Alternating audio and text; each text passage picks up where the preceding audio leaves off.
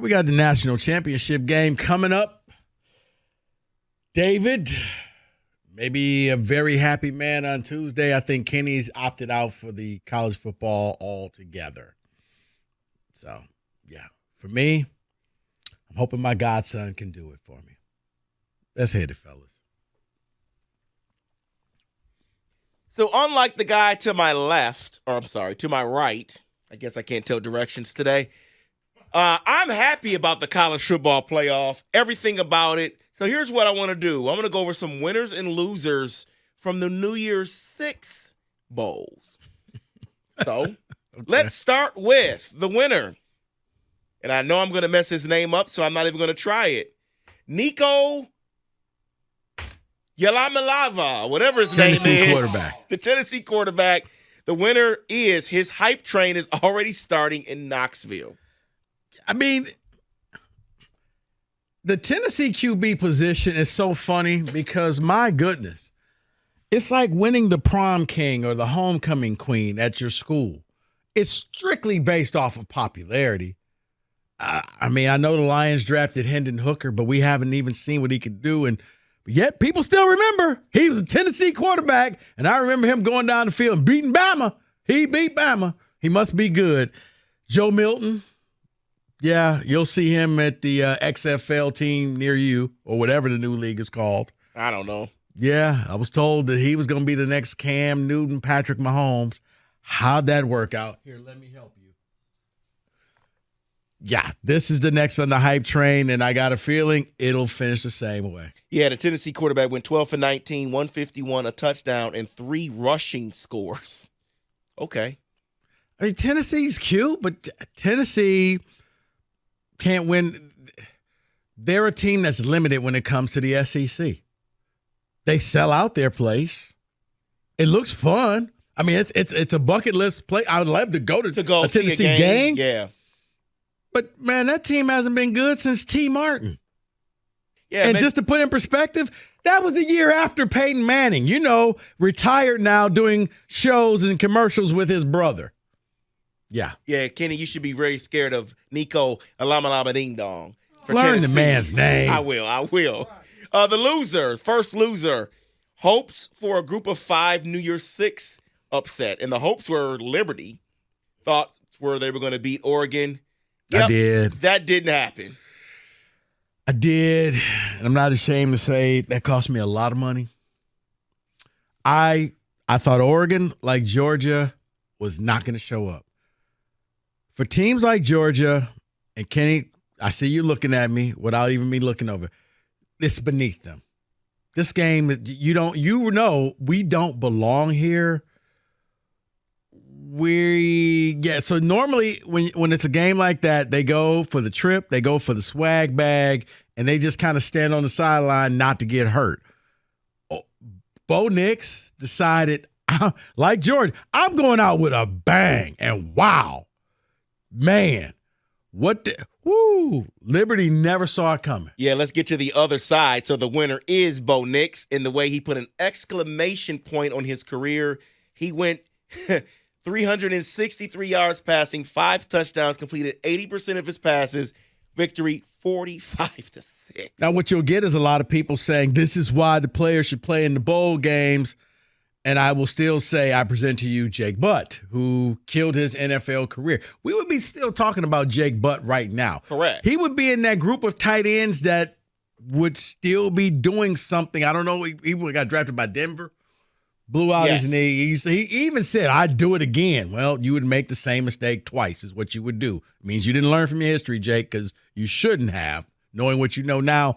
But yes, next year, Bo Nix will be the poster child for everybody saying, oh, you can't opt out of games. Look at Bo Nix. He helped his draft stock. Look at what he did. I wouldn't have played, but I'm sure he had a great insurance policy taken out on him just in case. The next loser on the list would be Wisconsin. Had a chance to end a disappointing season with a bowl victory, and they blew it, losing 35-31 to LSU. But it's not just that. They gave up 21 points in the final 2 quarters. They were up 28-14 in the third quarter. I know, and I was hoping for 28 points. because I needed LSU in the points. Like Wisconsin, why are you caring right now? Luke Fickell. I don't know what to make of this Wisconsin team. I think they're good. I've been told they're good, but they haven't done anything that's really worthwhile. The Big Ten is going to be fun next year when you strip away the divisions. And because I think a lot of teams in the Big Ten West coasted. And I think they padded their records because they played each other and they were bottom feeders. Because if you would have put Maryland over there, if you would have put MSU over there, if you would have put bad teams from the Big Ten East and the West, you would have 7, 8, 9-win teams. So, yeah, Wisconsin, yeah, they could be a loser. I really don't respect them. Yeah, just for context so people know if you didn't watch the bowl game, no, they did not go against Jaden Daniels. The LSU quarterback was Garrett Nussmeier, and they still Oh, by the way, that. LSU that then turned around and fired their entire defensive staff. Yeah, House is gone. Because no, everybody on the defensive staff. Oh, they're all gone. They're all gone because they let Wisconsin score that many points on them. That was the final straw. They were all, yep, by the way, here's a first-class ticket to wherever you want to go, just not back to Baton Rouge. Next loser on the list would be Alabama losing, which ended the SEC's title game appearance streak. You know, on the pod, I was trying to figure out when was the last time the SEC was not in a title game, and I could not think about it. It just shows me they don't want it anymore, David. They've gotten soft. They've gotten fat and sassy, as Tom Izzo would say. The SEC should be ashamed of themselves, and honestly, they should just opt out of football. Right, Kenny?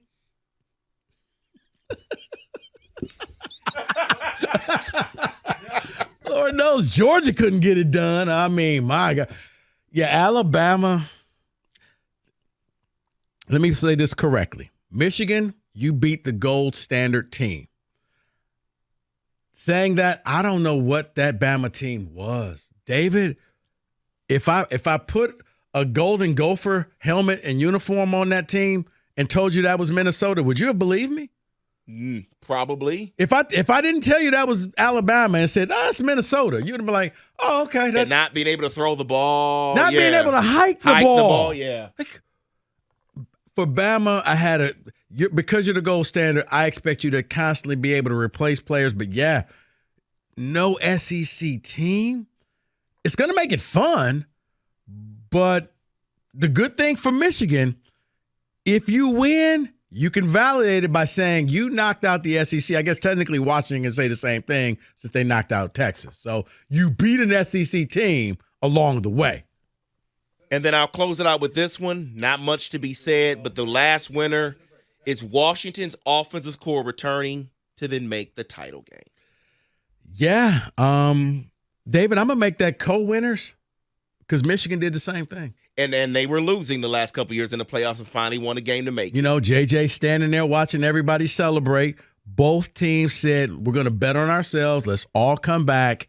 Washington, I mean, Penix could have won in last year's draft. I told you, I wanted the Lions to draft him last year. I thought maybe he could be that low first-round pick. He decided to come back. Rome Odunze, all the receivers, yeah. It should be an entertaining game. I'm hoping for a lot of scoring in that game. I don't want to see a defensive struggle. I want to see scoring. I want to see points. Entertain me. And that is your winners and losers from the college football playoffs, 97-1.